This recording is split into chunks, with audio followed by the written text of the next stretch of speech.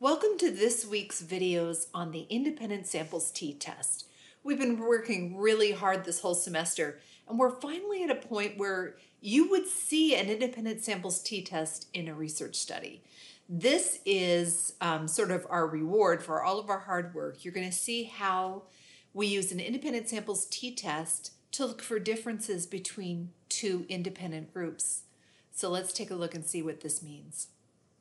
So in this section, I'm going to help you understand the logic of an independent samples t-test, and we'll talk about some factors to consider when using this type of a t-test. So we use an independent samples t-test when the population means and standard deviation are all unknown. We don't know. All we have in front of us are two samples. We don't know what they are in the population. Because the population values are not known, they have to be estimated from the sample data. So what do we have in this sample? We have the means of the different samples, and we have that sample variance that we calculate to estimate what the variance would be in the population. So this is what we have. And what we're doing is we're going to be evaluating the mean difference between two populations, but to do so, we're using data from two samples. So when we're doing research, we might be looking at two different samples, but we are inferring something to the population. And in that way, we're not testing the difference between sample A and sample B. We're testing the difference between the populations that these samples came from. So we might be comparing two distinct populations, such as men and women, or people who receive a drug treatment and people who don't receive a drug treatment, or method A or method B in improving something. So we take samples that compare two distinct populations. So let's take a look at an example. Do the number of pro-social behaviors differ between children who watch children's programming and those who do not watch children's programming?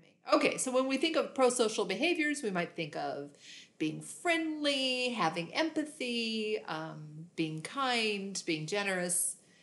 And the researchers would like to know if children who watch children's programming differ from those who don't watch children's programming. And let's call children's programming things like Sesame Street, for example. So we have this hypothesis: are the two population means the same or different? You'll notice that now we use the symbol for mu for population, because whenever we're doing inferential statistics, we're really interested in the population. We might have this sample in front of us, but we're inferring something to a population. So our hypothesis involves the population. In this case, it's the mean of group 1 and the mean of group 2. Are they the same or are they different?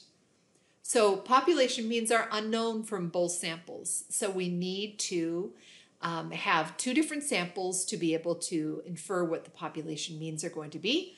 So sample 1 will have what we call mean number 1. It's going to provide information about the mean for the first population. And sample 2 will provide information about the mean of the second population.